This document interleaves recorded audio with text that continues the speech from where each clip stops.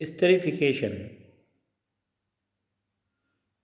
Sulphuric acid तमासी अम्ल की मौजूदगी में इथेनॉइक एसिड इथेनॉल के साथ तामुल करता है और इथिल इथेनाइड नामी एस्टर बनता है। अल्कोहल और कार्बोक्सिलिक एसिड के दरमियान कीमियाई अमल होकर एस्टर और पानी तैयार होता है।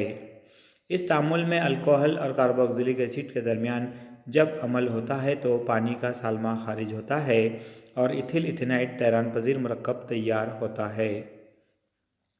अमल कीजिए। आलात: बीकर, इम्तिहानी नली, बर्नर, तार की जाली, टिपाई स्टैंड। कीमियाई अशिया: इथेनॉल, इथेनॉइक एसिड,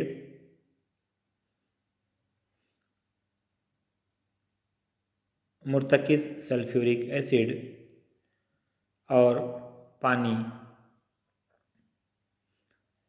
एक बीकर में तकरीबन 20 से 50 मिलीलीटर पानी लीजिए।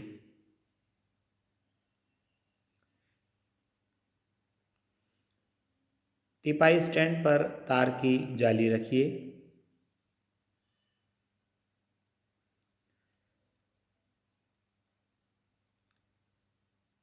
तार की जाली पर बीकर रखिए। टिपाई स्टैंड के नीचे तार बर्नर रखिए।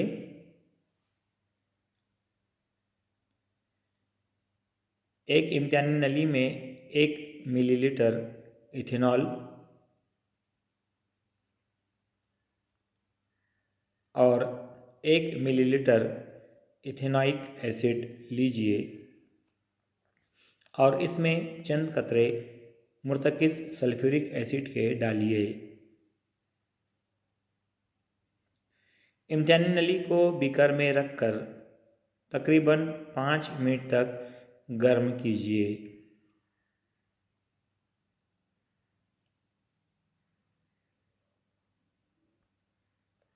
इम्तिहानी नली के आमेज़े को बीकर के पानी में मिलाइए और आमेज़े की बू सूंघिए।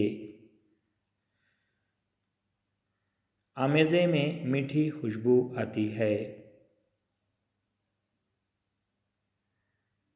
एस्टर के इस्तेमाल: खुशबूदार मायात में, जायकादार अशिया में और कॉस्मेटिक में। खुसूसियात: मीठी खुशबू वाली शय है।